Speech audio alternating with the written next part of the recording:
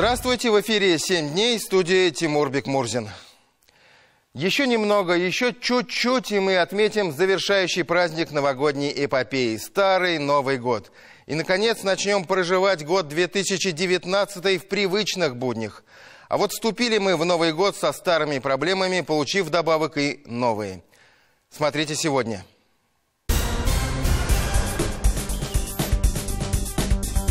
Ночь перед Рождеством. Чистая закономерность. Все должно было случиться. Задержание сити-менеджера Чистополя или мистические рождественские истории. Ходишь в клинику, а тут бац и ночная смена. Мы же не можем пациента из дневной смены перевести насильно в ночную смену. Почему пациенты вынуждены вести ночной образ жизни? Новогодние заметки туристов. Этот город оправдал все наши ожидания. Чем увлекла Казань и куда бежали туристы? Вот и пролетели новогодние каникулы. Для меня пролетели как один день, потому как в Казани было много разных мероприятий, ярких встреч, положительных эмоций. Было чем порадовать, заинтересовать и туристов, коих было великое множество, и самих казанцев. Хотя есть еще над чем работать, и об этом мы поговорим в нашей программе, но чуть позже. В мандариновом веселье состоялось повышение НДС и цен на ряд продуктов и технику. О последствиях мы, думается, будем еще не раз говорить в этом году. А пока ночи перед Рождеством или вечере на хуторе близ Чистополя. Не мистическая, но оттого не менее захватывающая история. Уже сегодня претендует на дело года. За получение взятки задержан руководитель исполкома или, по-модному говоря, сити-менеджер Чистополя Александр Заиконников. Судя по всему, весомость собранных следователями доказательств серьезная. Как иначе объяснить, что мэру города хватило ровно одной ночи в СИЗО, после чего он полностью признал свою вину? Дело Александра Заиконникова обещает быть громким и для самого Чистополя, и для главы района Дмитрия Иванова. Это болезненный удар в самый неподходящий момент. Мы провели свое расследование и выяснили, что все-таки мистики как в этом деле, так и в самом Чистополе достаточно.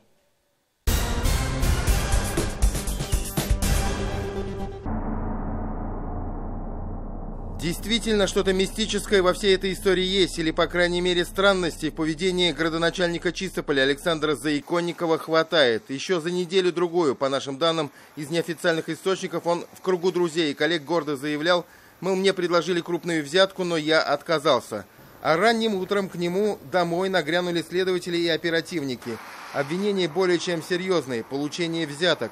По версии следствия, Заиконников вымогал денежные средства у директора компании, которая занималась благоустройством города и уборкой снега на протяжении полугода.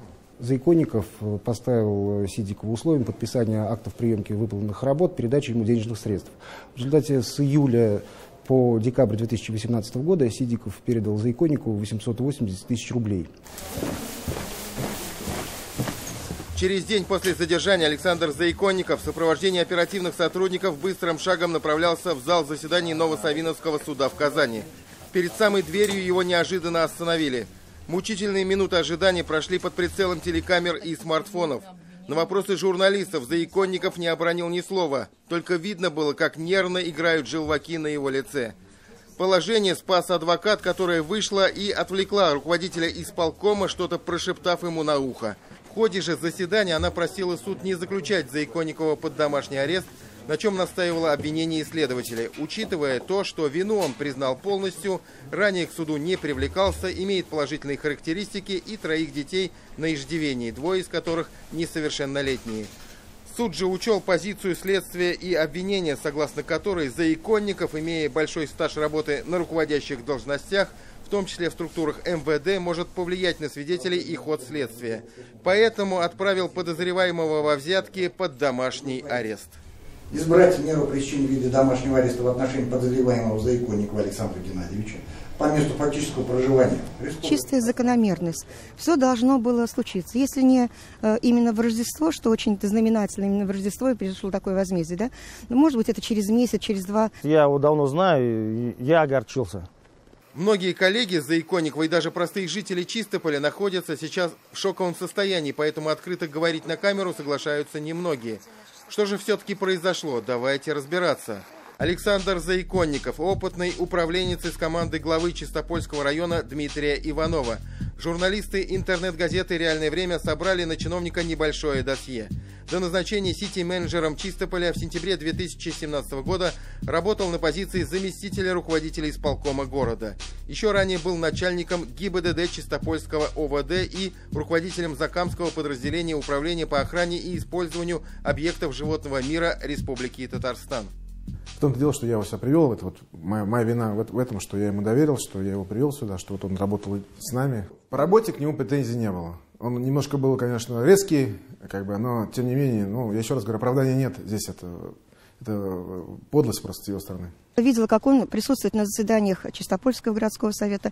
Человек, который всегда сидел и молчал. Да, молчал, то есть он был согласен, никогда не отставил свою точку зрения. По данным следствия, в деле также фигурирует директор коммерческих компаний «Тесла» и «Монолит» Рамиль Сидиков. Именно он, по версии следователей, передавал взятки Заиконникову всего на общую сумму 880 тысяч рублей. Как выяснили журналисты «Реального времени», учредителями компании «Монолит» являются Ирина Сулейманова с долей 33,33% и Айрат Исмагилов с долей 66,67%. Компания «Тесла» владеет Сидиков, он же является директором обеих фирм. Сидиков и Исмагилов владеют еще рядом коммерческих структур, которые зарегистрированы по адресу улица Фрунзе, 20А. Все они специализируются на благоустройстве и уборке мусора. Найти Рамиля Сидикова нам не удалось. Телефон его был отключен. По адресу Фрунзе, 20А мы встретили респектабельно одетого мужчину, который сообщил нам, что Рамиль Сидиков и из города уехал. Мы последовали вслед за мужчиной, чтобы узнать больше.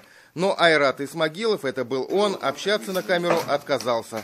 Но все-таки в вашей же фирме фигурируют «Монолит» и «Тесла». Это ваша компания? Да, я являюсь собственником, да.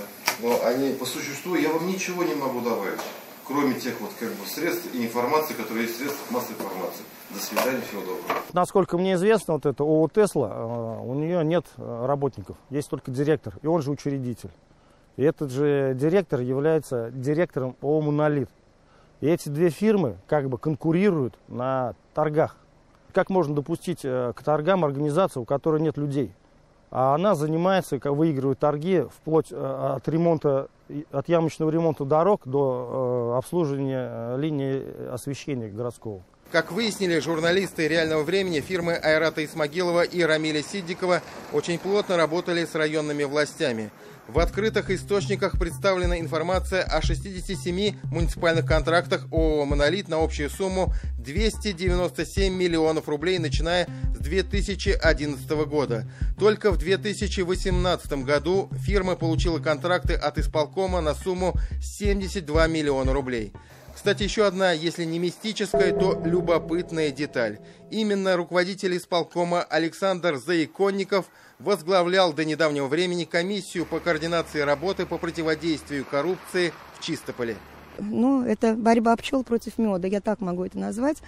И понимаете, у нас есть такое сообщество типично Чистополь, где выложены вот эти все материалы из реального времени. Там нет ни одного положительного слова в адрес этого человека. Наверное, это о чем-то говорит. До Заиконникова в Чистополе уже осудили за выбивание денег с предпринимателей замруководителя исполкома Хамзу Кашапова. Чиновник, кстати, трудится на коммерческой ниве и вину не признает до сих пор. Начальник отдела по делам молодежи, спорту и туризму исполкома Чистопольского района Михаил Петров был осужден фактически за вымогательство взятки. Сейчас также работает в коммерции и комментировать ситуацию с Заиконниковым не стал. Были и другие громкие дела, подробно останавливаться на которых просто нет времени. Для администрации Чистопольского района сейчас сложный период. Глава Дмитрий Иванов тяжело переживает предательство, теперь уже, скорее всего, бывшего коллеги. Это большое пятно, жирное пятно, грязное пятно на всем городе, на всей нашей команде, в том числе и на мне. Первые шаги мы уже сделали. Сейчас буквально на завтра назначена комиссия антикоррупционная, где будет полный разбор, доведем всю информацию до всех работников, разберем все эти факты, сделаем выводы. Я думаю, что будет массовая проверка города, исполкома. Тимур Бекмурзин, Андрей Ключников и Роман Безменов.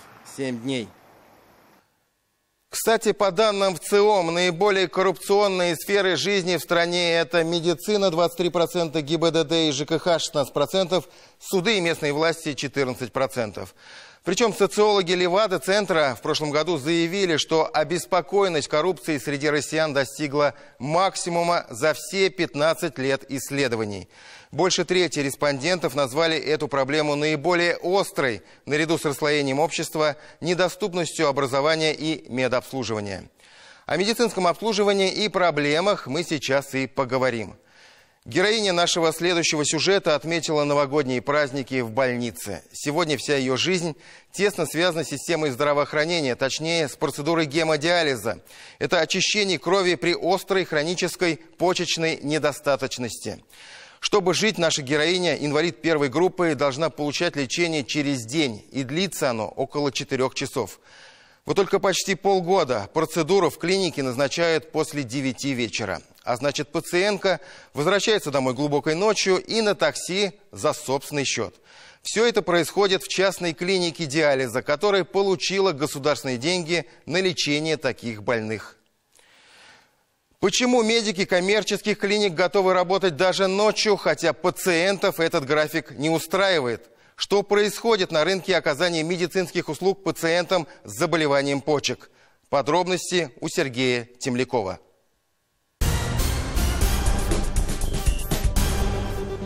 Один у них только рецепт – терпите.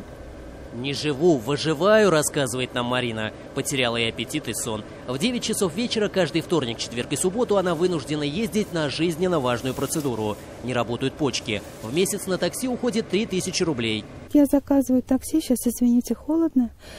Когда потеплее, я могла еще как-то на автобусе добираться обратно. Уже 100% такси, потому что это в 2 часа ночи транспорт не ходит уже. Женщина просит не показывать ее лица. Говорит, болезнь наложила отпечаток, а в городе много знакомых. Она педагог. Рассказывает, процедура диализа длится 4 часа. Домой возвращается под утро. День потерян. Надо спать. И такой график лечения, по ее словам, длится уже полгода. Женщина заверяет нас, просила перенести лечение на более раннее время, но в клинике ее не услышали. Я обратилась с этой просьбой, они сказали, ждите, ну как все. Да, я ждала, я долго ждала, простите. Полгода прошло. Я уже перестала практически видеться с родственниками, с внуками, ну в общем... Выбилась из жизни полностью. То есть у меня получается дом и туда. Женщина говорит, что она не единственный такой недовольный пациент. Процедуру вечером назначают почему-то только пенсионерам. Если верить женщине, остальные вечерне-ночные пациенты боятся открыто говорить о проблеме на камеру. У нас с Сухой-реки люди едут. Едут тут в ночь, они ведь едут, так же, как и я, понимаете, обратно тоже вот на такси добирают. Причем люди-то не молодые, мы все в основном пожилые. Мы решили на месте изучить ситуацию. 10-й час ночи. В холле клиники действительно пенсионеры. 2 бабушки с клюшками, дедушка, пациентка на коляске. А вы давно тоже? Где-то хожу год. Целый год на такси? Да, так на такси. У вас тоже вечерняя смена получается? У меня сперва ночная была. А вот зал гемодиализа. Процедуру помимо Марины здесь проходят еще 5 пациентов. И они все тоже не молодые. Марина говорит, предлагали дневную смену в другом центре, на другом конце города, но ехать далеко. Женщина не раз обращалась во всевозможные инстанции, прокуратуру и Министерство здравоохранения, чтобы решить вопрос с графиком лечения. Изменений так и не произошло. Во Всероссийском союзе пациентов нашей героини порекомендовали сражаться не в одиночку. Я бы им посоветовала для начала написать коллективное письмо на имя руководства центра. Частные центры определяют политику сами. Можно просто выбрать другой центр. Руководитель негосударственной клиники диализа рассказывает нам, как построена работа. Клиника обратилась с заявкой в ФОМС на участие в программе госгарантий. Получила объем годового задания. Предоставляет помощь больным с хронической почечной недостаточностью по тарифу обязательного медицинского страхования. Почему наша героиня вот уже полгода лечится в ночную смену? Камиль Фахрудинов объясняет так. Женщина перевелась на лечение из другой клиники. На тот момент были свободные места только вечером. Жалоб, мол, от других пациентов нет.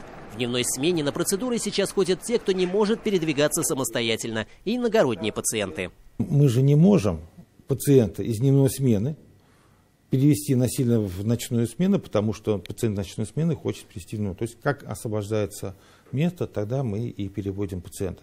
На момент заявления она была 27-я, теперь 7-я на очереди. Возникает резонный вопрос. Если есть очередь, значит не хватает мест? То, что мы увидели в холле и зале диализа пенсионеров, Камиль Фахрудинов объясняет просто. Средний возраст пациентов гемодиализа это 65 лет. Раньше, были времена, он был чуть моложе. О чем это говорит? О том, что люди стали жить. В продолжительности ли жизни проблема? Чтобы понять, какая ситуация в целом по Татарстану, мы обратились за комментарием в Министерство здравоохранения. Хотели выяснить, хватает ли центров диализа, планируется ли строительство новых, исчезнут ли вечерние смены, что мешает полноценной жизни и без того больных людей. В Министерстве здравоохранения от комментариев на камеру отказались. Я бы не сказал, что всех устраивает ночное время. Наверное, мало кого, или вечернее время. Но в дневное время, я же говорю, что есть люди, которые работают. Председатель общественного совета при Министерстве здравоохранения отмечает, жалобы от пациентов поступают, но они единичные. Всего в Татарстане сейчас 18 центров диализа, из них 5 в Казани, 8 центров государственные и 10 частные. Пациентов, которым оказывается жизненно важная помощь, в республике 1500. С каждым годом их число растет. В целом по России на 10%. В республике в 2018 году диагноз поставили 120 пациентам. Безусловно, общественный совет будет в дальнейшем смотреть эту ситуацию, еще раз изучать. Мы переговорим и с теми людьми, которые организовывают, и специалистами Минздрава, что еще можно сделать для того, чтобы облегчить участь наших больных. Число больных растет, и, во-вторых, слава богу, продолжительность жизни республики увеличивается, оно выше, чем в целом России. Потребность создания новых центров будет увеличиться. Ситуация неординарная. С одной стороны, пациент, который хочет вести полноценную жизнь. С другой стороны, система, механизм, который работает по утвержденной схеме. Если это частная клиника, это еще и бизнес. Выход из ситуации напрашивается сам собой. Это новые места, новые центры. Камиль Фахрудинов говорит, что количество пациентов в клинике за 8 лет увеличилось вдвое. Клиника по объемам, которые были запланированы, уже приближается к полной загруженности. Возникает вопрос, если и в этом году появится еще 120 новых пациентов, не станут ли они новыми ночными больными? Сергей Темляков, Андрей Мохов, 7 дней. Одна из важных новостей Нового года – государственная программа грантовой поддержки для развития крестьянских фермерских хозяйств в этом году будет продолжена. Изначально планировалось, что программа эта будет действовать 2 года. Но, учитывая важность этого направления, в Татарстане было решено продлить сроки. Списки желающих получать безвозвратные денежные средства от государства пока еще не начали формировать. Конкурс будет объявлен через пару месяцев. Предприниматели, желающие создать семейную животноводческую ферму, могут претендовать на сумму до 10 миллионов рублей. Это максимальный размер гранта. На эти деньги можно приобрести оборудование, сельхозтехнику, построить ферму и не одну. Но с одним условием – 40% от суммы гранта должны быть ваши собственные средства. Проще говоря, если хотите получить 10 миллионов, то свои 4 миллиона рублей у вас уже должны лежать в банке. Вот только где взять 4 миллиона рублей? Об этом наш следующий репортаж.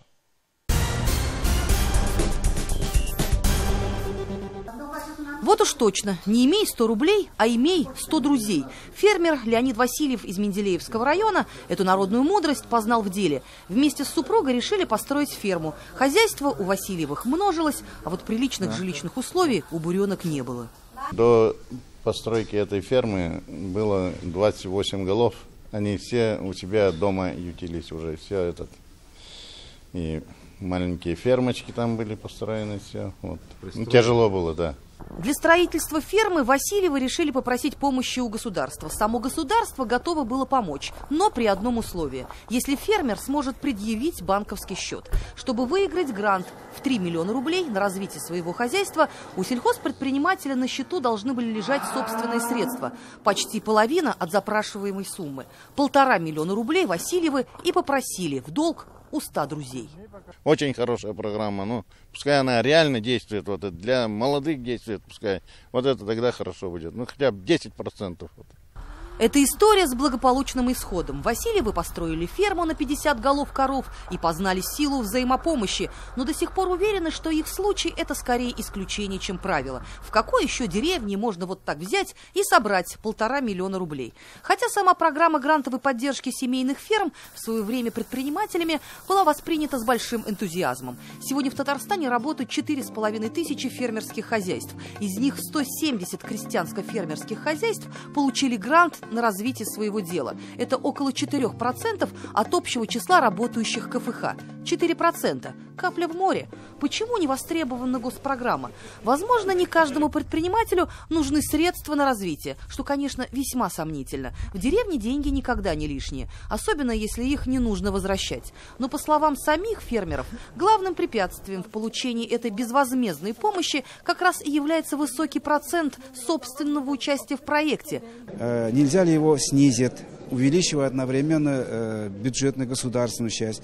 Можно, конечно. Его снизить невозможно, увеличить можно бюджетную часть, но это, соответственно, на 40% все равно поднимает долю участника самого. Если человек в руках не держал там десятку тысяч рублей, а сказать вот здравствуйте, я хочу участвовать без какого-либо собственных средств. По словам главы Ассоциации фермеров Татарстана Камияра Байтимирова, такие жесткие условия вполне оправданы, так как это является своеобразной защитой бюджетных средств от нерадивых предпринимателей. Деньги могут получить только те, кто крепко стоит на ногах и может доказать свою жизнеспособность. Планы у животноводческого сектора Татарстана весьма амбициозные. До 2024 года в Татарстане должно быть создано 11 500 фермерских хозяйств. За 6 лет количество предпринимателей, работающих на селе, должно увеличиться почти в 2 раза. Цифры эти пока кажутся нереальными. За счет чего и каким образом будут привлекать на село бизнес, если грантовую поддержку, по сути, могут получить только крупные и сильные фермерские хозяйства, которые могут доказать государству свою материальную обеспеченность. Если вы приняли такое решение, то есть у вас есть деньги, вы можете открыть любой, наверное, бизнес. С нуля, не имея ни копейки собственных средств, я думаю, не откроешь ни один бизнес. Фермеры из Хаково из Лаишевского района уверены, что бизнес на селе обладает своей спецификой, но по сути не отличается от других видов предпринимательской деятельности. В пустом кармане деньги не появятся. Вначале нужно вложиться самому, и вложиться основательно. В 2012 году они получили грант на развитие семейной фермы. Также по принципу 60% государственного участия, 40% своих. И это для них оказалось серьезным подспорьем. Желающие могут больше появиться, но от того, что они, например, получат этот грант и построить дальше, же тоже двигаться надо. Ведь гранта недостаточно, надо же самим какие-то усилия предлагать. Ну, получил человек грант, а дальше что? То есть этого же мало. Надо, чтобы человек конкретно продумал свой бизнес, он продумал, что будет делать дальше. Если бы не государственная поддержка, вот грант, который мы получили в 2016 году, и землю, которую нам предоставил Лаишевский район, мы бы сами не справились.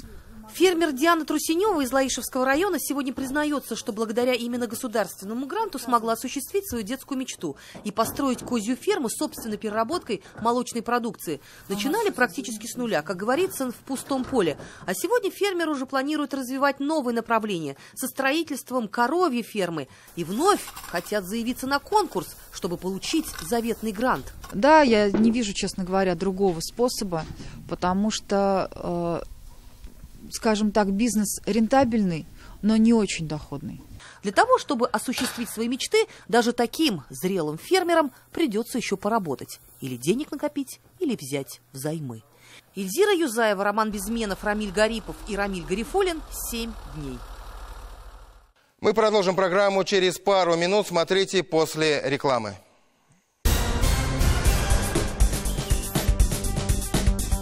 Новогодние заметки туристов. Этот город оправдал все наши ожидания. Чем увлекла Казань и куда бежали туристы?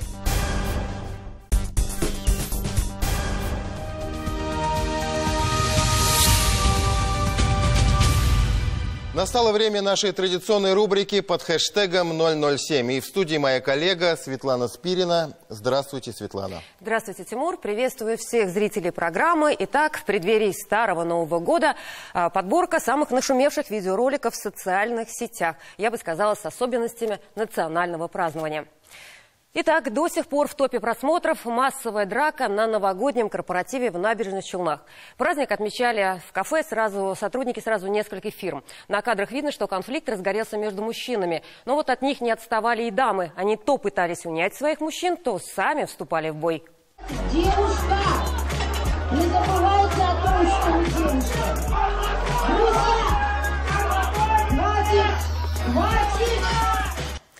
итоге администрация кафе вызвала полицию, участников драки доставили в участок. В конечном итоге все закончилось миром, но вот параллели с годом свиньи провести все-таки хочется.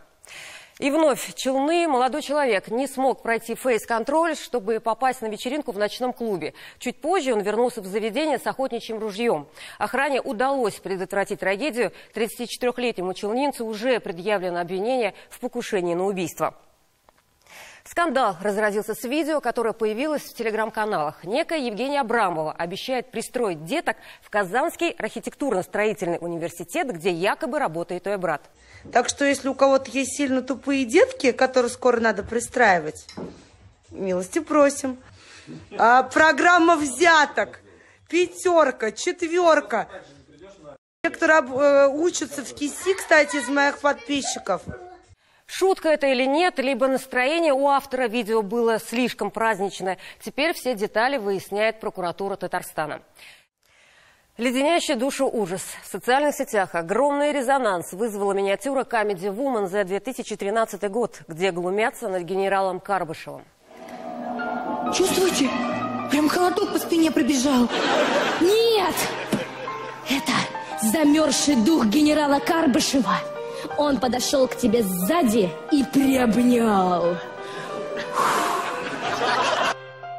Смех в зале. Но вот над кем смеются? Генерал Дмитрий Карбышев, герой Советского Союза, был взят в плен во время Великой Отечественной войны в 1941 году в возрасте 60 лет. Погиб генерал Карбышев в 1945 году. Его вместе с другими узниками концлагеря, это около 500 человек, вывели на плац и стали обливать холодной водой на морозе. Звание Герой Советского Союза было присвоено генералу Карбышеву посмертно. Его именем названы улицы и установлены памятники по всей стране, в том числе и в Казани. Некоторые комментаторы пытаются оправдать актрис незнанием истории. Но, как видим, историю героя не знают. Но вот осознают ли, что сделали? Тимур, это тоже тренд, тот же ТНТ уже не в первый раз глумится над героями страны. Вспомним Салавата Юлаева, национального героя Башкирии. Некоторые эксперты в обществе уже предлагают ввести своего рода цензуру в шоу-бизнесе, чтобы они не скатывались до такого трэша и вседозволенности. Ваше мнение на этот счет? Я считаю, что, может быть, цензуру вводить и не стоит, но какие-то меры наказания для таких телеканалов и для таких, с позволения сказать, артистов должны быть точно, потому что это в никакие ворота уже не лезет. Согласна с вашим мнением. На этом у меня все. Благодарю всех телезрителей. Вам удачной программы дальше. Спасибо, Светлана. А мы продолжим программу нашим традиционным обзором недели. К руководителям предприятий, имеющих просроченную задолженность по выплате заработной платы, и особенно к тем, кто скрывает ее в Татарстане, будут применяться самые серьезные меры воздействия, заявил премьер-министр Татарстана Алексей Песошин на итоговой коллегии Министерства труда, занятости и социальной защиты. В пятницу Казань с визитом посетил заместитель председателя Верховного суда Российской Федерации, председатель судебной коллегии по экономическим спорам Олег Свириденко. В международном аэропорту Казань гостя встретил президент Рустам Минниханов. Позже Олег Свириденко официально представил Юрия Глазова, председателя арбитражного суда Павловского округа. 30 декабря указ о его назначении на второй срок подписал Владимир Путин. Татарстан сохранит компетенции по производству беспилотных летательных аппаратов. Ранее озвучивалась версия переноса производства в другие регионы. Минпромторг Татарстана организовал взаимодействие всех заинтересованных сторон, чтобы сохранить компетенции по разработке авиационных комплексов и обеспечить развитие их серийного производства в республике. Обособленное подразделение предприятия продолжит работу в Казани. При этом предприятие обеспечено новыми заказами. Для этого будет использоваться имеющаяся развитая производственная инфраструктура республики, что позволит рассматривать в части кооперации промышленные республиканские предприятия, а также возможность привлечения местных подготовленных авиационных специалистов. Напомню, в преддверии Нового года президент Татарстана и заместитель министра обороны России Алексей Криворучко посетили новое подразделение по производству летательных аппаратов, размещенное на площадках одного из авиационных предприятий города. Беспилотник будет представлен обновленной комплектацией, но, несомненно, в основу данной разработки будет положено все ранее сделанное и наработанное. При этом заказчиком определенный объем и состав работ.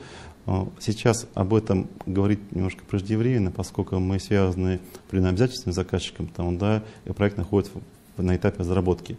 А когда будут достигнуты определенные результаты, мы об этом обязательно сообщим.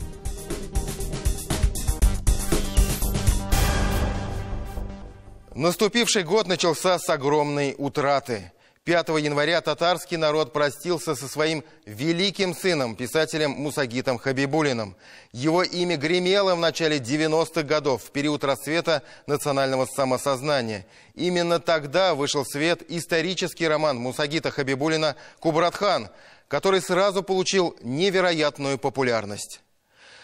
Вы скажете, что тогда эта ложка, как говорится, пришлась к обеду. В то время татарский народ нуждался в таком романе о своих героических предках, правителях Волжской Булгарии, для поднятия своего самосознания.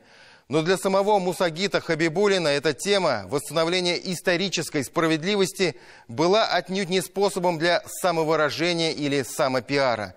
Этот роман написан отнюдь не по запросу времени. Работать над романом «Кубратхан» Мусагит Хабибуллин начал еще за 20 лет до того, как в Татарстане заговорили о суверенитете.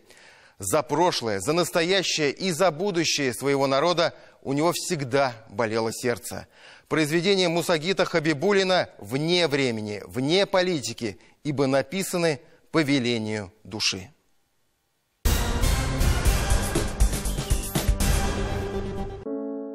Венера, бірінші қорлығашыңны қабул ет. Матур тұрмыш, тигізлік һәм исәнлік үшін. Сиңа ұлы мәхәббәт тотып, Мусагитың. 19 июня 1969 года. Эти слова своей любимой супруге Венере он написал на заглавной странице своей первой книги. Так в семье зародилась добрая традиция. Мусагит Хабибуллин каждое свое изданное произведение посвящал дорогим и любимым людям. Супруге, 2 дочерям, а позже и внукам. Его любовь к семье была безграничной. Такой же взаимностью отвечали ему все те, кто находился рядом. Его просто невозможно было не любить. Все мы являлись его вдохновителями некоторым образом, конечно, потому что, и мама, безусловно, очень много принимала участие в подготовке каждой книги. Она и печатала ему, и подсказывала ему какие-то, что казалось, русского языка. Наша мама говорила так: Мусагит для меня как воздух. Это была любовь с первого взгляда. Со своей будущей супругой Мусагит познакомился при весьма забавных обстоятельствах. Он работал шофером скорой помощи. Один раз с ним на экстренный вызов к больному, которого нужно было срочно оперировать, выехала молодая врач. Носилок в машине не было, больного пришлось тащить вместе. Так начался их большой роман, длиною в целую жизнь. Когда мы с бабой, всей семьей на дачу ездили, и мы, после бани сидели, пили чай, и он всегда рассказывал какие-то истории про свою жизнь, про молодость, как он в морском флоте на Дальнем Востоке служил, про войну тоже рассказывал. Никогда не сидел на месте. При этом постоянно был добрым ко всем. Это очень сложно. Я не представляю, как таким быть.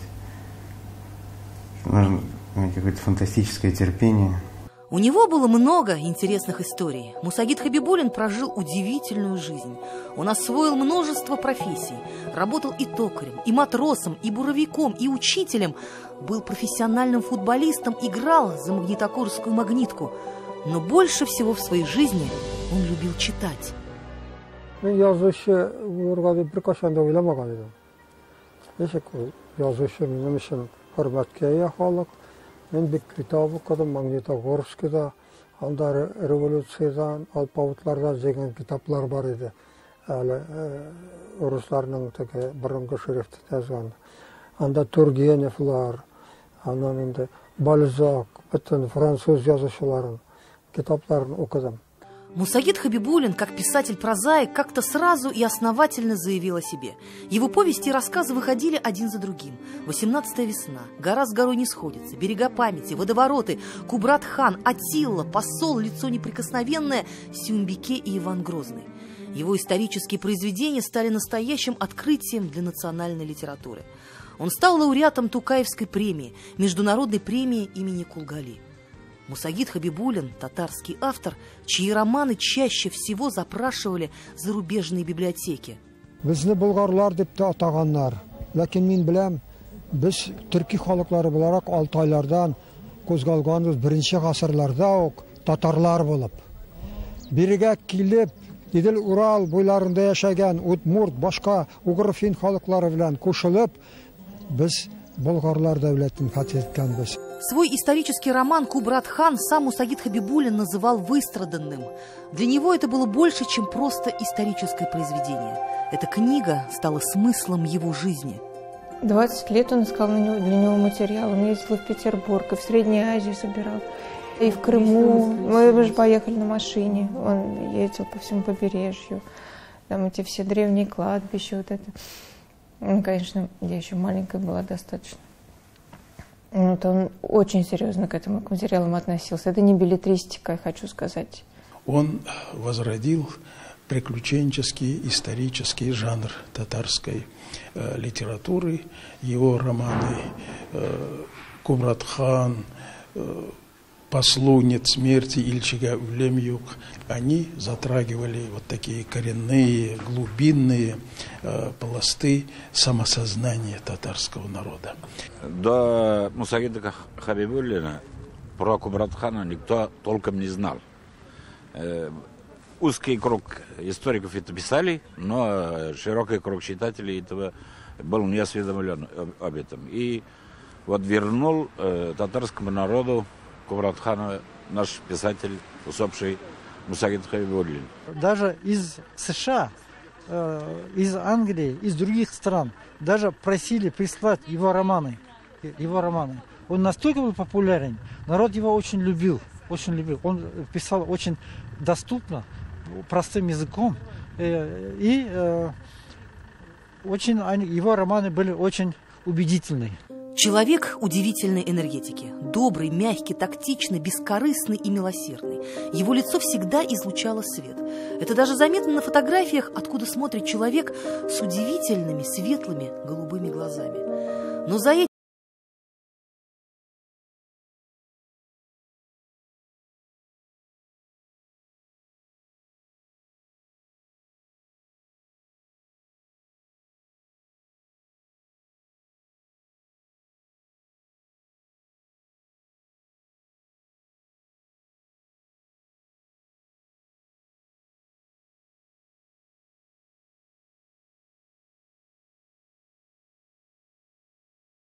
Bizim yazıçılar negadir tarixga bek tortilmaylar. Chunki bizni tarbiyaladilar, maktabdan o'qitmadilar tariximizni. Masalan, menga o'qitmadilar. Bugungi kunda tarix fanin, tarix bo'ligida o'qishi sovetlar kelib mendan indirmatadilar. Tarixchi kim u? Tarixchi o'z xalqining tarixi bilan qiziqsingan kishi, bu mening uchun tarixchi. Мы в свое время просто, когда, в 90-е годы, когда вот это все началось, это движение, он очень переживал. Для нас, вот для меня лично с мужем, это казалось немножко таким несерьезным. Я говорю, все равно русская культура, мы вот в ней. И вот я должна сказать, вот эти годы прошли, и я поняла, как он прав был. Что действительно, насколько татарская культура, татарский язык хрупкие, насколько их нужно беречь. Он был прав. Папочка, ты был прав. Эльзира Юзаева и Роман Безменов «7 дней». Сколько раз в жизни вам приходилось видеть подобную картину?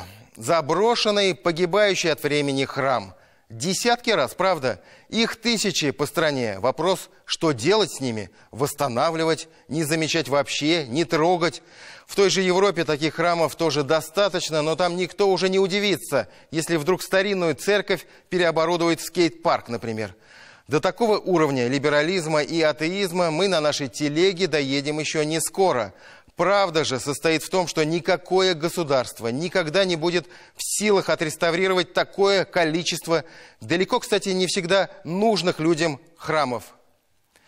Вот посмотрите, перед вами полупокойники, деревянные строения 19-20 веков. Среди них есть и храмы, церкви и мечети, есть и здания совсем не культового предназначения. Лишь в последние годы мы начали осознавать всю их ценность. Лишь в прошлом году было принято решение о том, что их отреставрируют. Кстати, первыми ласточками станут именно храмы, мечеть в Равнослободском районе и церковь в Камско-Устинском. Но дело тут не в идеологиях. Безжалостное время диктует приоритеты. Более того, реставрация впервые пройдет на столь серьезном уровне. Подобного еще не было у нас. Эти храмы будут полностью разобраны, построены заново, но при этом впервые мы сможем сказать, что мы построили не что-то новое или похожее на старое, а именно воссоздали, вернули памятник архитектуры. Удивительно, хотя речь идет о в целом деревянном зодчестве, а не только лишь о возрождении храмов, именно их возрождение способно объединить людей самых разных мировоззрений. Так что не стоит удивляться, что эта идея захватила даже нашего самого неверующего корреспондента.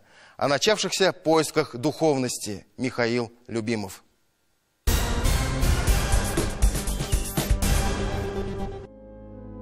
Покуда Колизей неколебим, Великий Рим стоит неколебимо. Но рухнет Колизей, и рухнет Рим. И рухнет мир, когда не станет Рима. Джордж Байрон. Рыбнослободский район, деревня Большая Елга, известна с периода Казанского ханства. Первое упоминание 1879 год, год постройки мечети в деревне. Второе упоминание спустя 140 лет, начало 2019 год, когда стало окончательно ясно, что мечеть переживет нас с вами. А вы так вот сразу на глаз, вы сразу видите? Точно сразу видите? Ну, не все, не всегда, но кое-что вижу. Это моя профессия.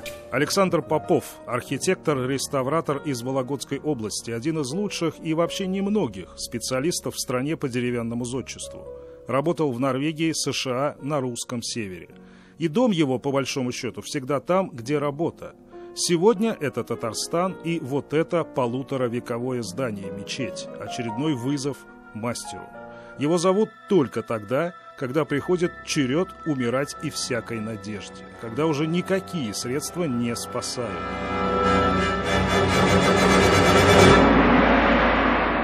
Ну вот это лестница, по которой мы поднимаемся на чердак. И вся конструкция как раз здесь на чердаке. Ну вот сразу видно, где мы находимся. Да, сначала не было понятно. Вот видно, что это вот как раз укосины, которые держат минарет. То есть минарет довольно-таки высокий, и у него есть ветровые нагрузки. Эти искусственные ноги, костыли, уже из 20 века спасли в свое время от обрушения и минарет, и крышу, и все здание как памятник таким образом. И в общем для 20 века это был подвиг. Минарет на зернохранилище не обязателен. Но человек бессилен против времени.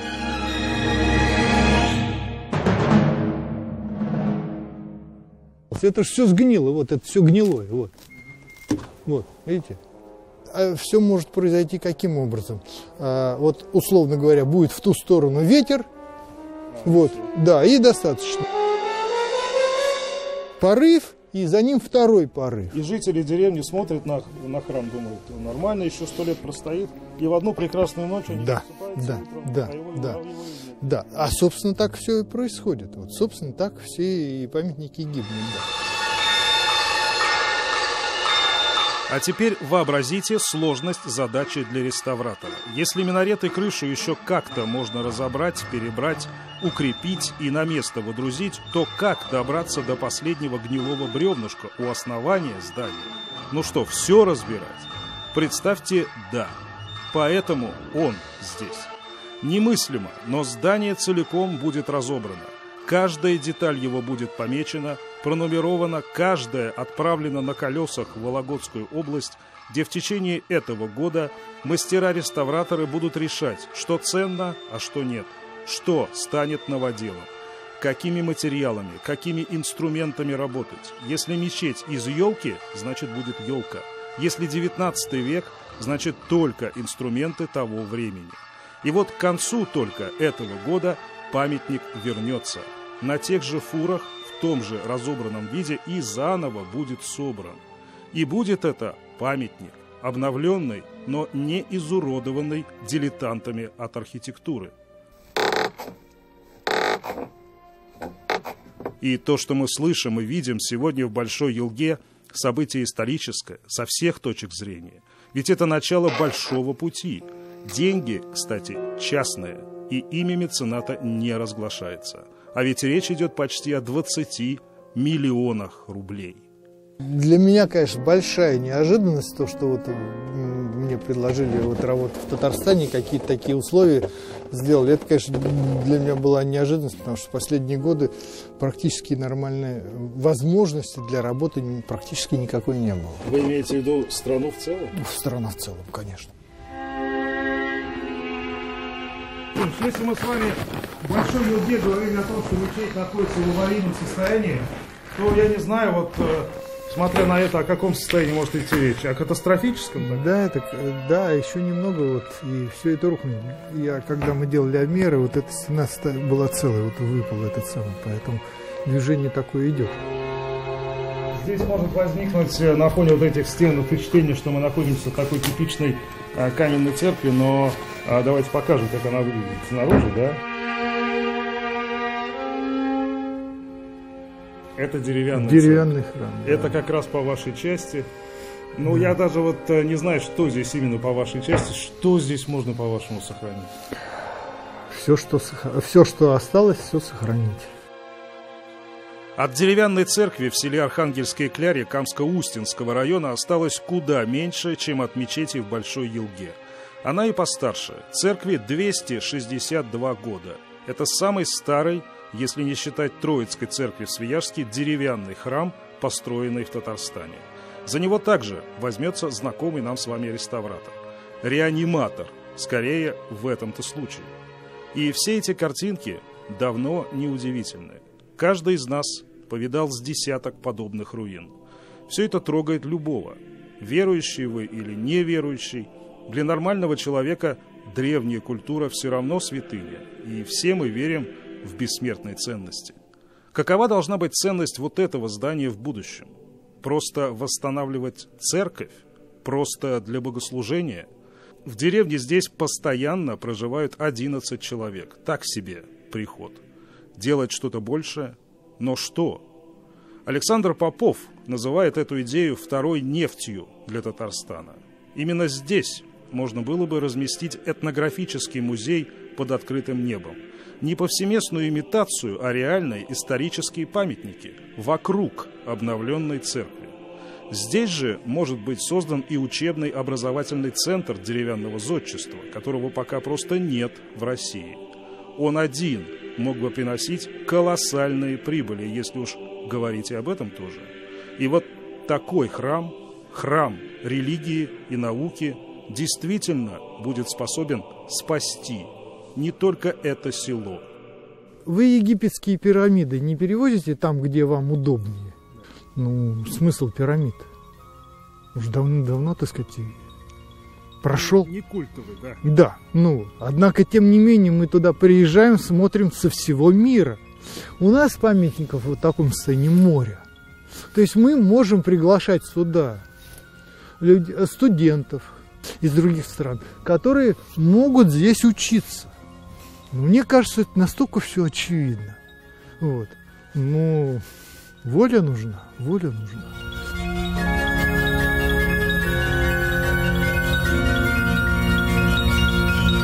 Постараться найти меценатов, постараться создать что-то действительно стоящее, постараться увидеть, наконец, лес за деревьями. Вот чем будут заниматься в ближайшие годы в республике. Спасение этих двух храмов, после которых будут и другие, и не только храмы, но и дома, мельницы, усадьбы, школы. Спасение этих двух – это глубинная переоценка ценностей. Духовность – это странствие вне религиозных или научных границ. Мы пойдем за теми, кто ищет эту правду.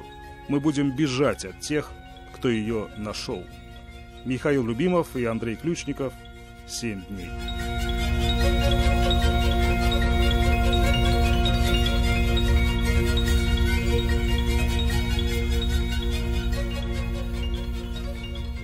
Сегодня ночью россияне будут встречать Старый Новый год. Причем этот праздник по традиции будет отмечаться в большинстве стран бывшего Советского Союза. И иностранным туристам, мне думается, будет очень сложно объяснить, а им не менее сложно понять, что это за праздник такой. Вот уже который год подряд татарстанская столица входит в тройку самых посещаемых городов России. Главную достопримечательность города, Казанский Кремль, в первые дни января посетили 150 тысяч человек, а еще 200 тысяч человек стали гостями главной новогодней елки и ледового городка. Их на этот раз установили не на площади перед театром Экиет, а рядом с центром семьи Казан. Насколько удачным оказалось такое решение? Какие еще новшества были введены в этом году? И насколько довольными от посещения Казани остались туристы? Выясняла Елена Горбунчикова.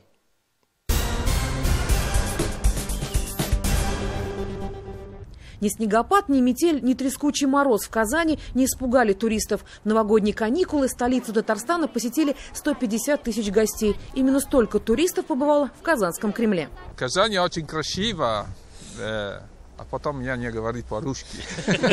В их числе и Штефан Авиньоли. Владелец фирмы по производству женских колготок приехал из Италии. За 3 дня пребывания в Татарстане самое яркое впечатление – это его знакомство с татарским Дедом Морозом. Мне понравилось, как все организовано для приема детей. Очень красочное представление, море эмоций и впечатлений. Кыш-Бабай очень необычный Дед Мороз. В зимние каникулы туристов в нашу республику приехало на 11% больше, чем год назад. А все потому, что зазывать гостей начали заранее. В Казани старт новогоднему марафону дал всероссийский Дед Мороз еще 30 ноября. Чуть раньше было объявлено, что в празднике вечерняя Казань будет утопать в огнях. На строительство ледового городка и новогоднюю иллюминацию, которой так не хватало туристам прошлой зимой, в Казани решили потратить около 100 миллионов рублей.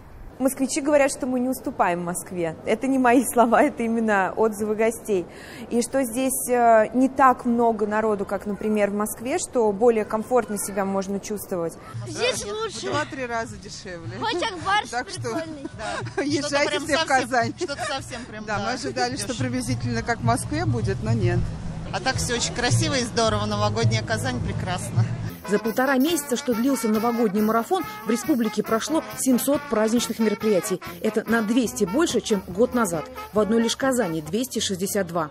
Одно из самых ярких событий – это конкурс «Народный Дед Мороз», идею проведения которого подсказали сами казанцы. С Новым годом! С новым счастьем, друзья мои! Кстати, конкурс Дедов Морозов, в финал которого вышли 18 команд, позволил решить сразу несколько задач, признаются городские власти. Конечно, это и уменьшает на самом деле затраты, потому что участники, хотя, казалось бы, приз действительно существенный, 100 тысяч рублей, но мы за счет этого сделали 18 массовых мероприятий, раз, одно большое шоу, где все представили свои визитки, 2, и 3 – это парад Дедов Морозов. Это красивое, красочное мероприятие, где казанцев мы всех пригласили на открытие городской елки. Вот это очень важный момент вовлечения казанцев вот в такую культурную, живую жизнь. Казань учла ошибки прошлых лет, когда из-за капризов погоды не раз срывалась работа того же ледового городка около театра Экият. Удачное использование наследия чемпионата мира по футболу площадки около центра семьи Казан позволило городу установить новый рекорд. 200 тысяч человек только за 10 дней праздников посетили ледовый городок и главную елку на берегу Казанки. Развлечений хватало и в 19 городских парках и скверах. Самым красочным стало катание на самодельных санях в парке имени Горького. Но одними развлечениями сыт не будешь. В Татарстан туристы приезжают, чтобы познакомиться еще и с национальной кухней, отведать знаменитый чак-чак и эчпачмак. Большой популярностью среди туристов пользуются мастер-классы по приготовлению кулинарных брендов Татарстана. Полезно, интересно, забавно, не все же только памятники истории, культуры, литературы. Я очень люблю такие мастер-классы, потому что, во-первых, ты узнаешь кухню, во-вторых, это интересно. И, во-вторых, это развивает человека. Чтобы переместить главный туристический поток с Баумана дальше, на улице Петербургской устроили Кыш-Дакар-фест. Новогоднюю ярмарку посетили 20 тысяч туристов. Только одного фермерского сыра было распродано около тонны. Так что в следующем году вся Петербургская станет ярмарочной улицей. Это город не только нашего национального значения, но город мирового значения. И я хочу сказать, что он оправдал все наши ожидания. У нас есть кафедральный чат, и я всем присылаю фотографии вашего города. И даже вообще весь университет у нас морской в восторге, когда все узнали про вашу башню, которая отклоняется шпиля центра на 1 метр 98 сантиметров. Все, значит, просто загорелись желанием посетить Казань. Так называемый возвратный турист самый ценный. В Казань, как показывает статистика, возвращается 2/3 туристов. На новогодние каникулы, как правило, люди посещали Татарстан в течение минимум 3 дней. Ряд туров имели продолжительность до 4 и 5 дней. И, конечно, в течение этого времени туристы не ограничивались только Казанью. В Татарстане отмечается рост интереса туристов к районам. Островград, Свияжск, не заезжая в Казань, посещали жители Чуваши и Мариэл, Елабугу туристы из Удмуртии, Башкирии и Оренбурга. Болгар сейчас интересен самарцам и жителям Ульяновска. Впрочем, новогодние праздники в очередной раз напомнили о проблеме с жильем. В пиковые дни с 3 по 6 января загрузка казанских отелей составила 96%. К тому же анализ одного из российских онлайн-порталов бронирования гостиниц показал, что номера в Казани оказались дороже, чем в Питере. Так что туристы в Казани старались искать альтернативу отелям. Процент забронированных квартир через, например, такой известный сайт Airbnb, он увеличивается с каждым годом. И, к сожалению, гостиницы теряют гостей за счет вот этих квартир частных. Новогодняя иллюминация в Казани погаснет уже завтра, 14 января, когда жители отпразднуют Старый Новый год. Но народные гуляния в парках и скверах, на катках и ледовом городке продолжатся до конца зимы.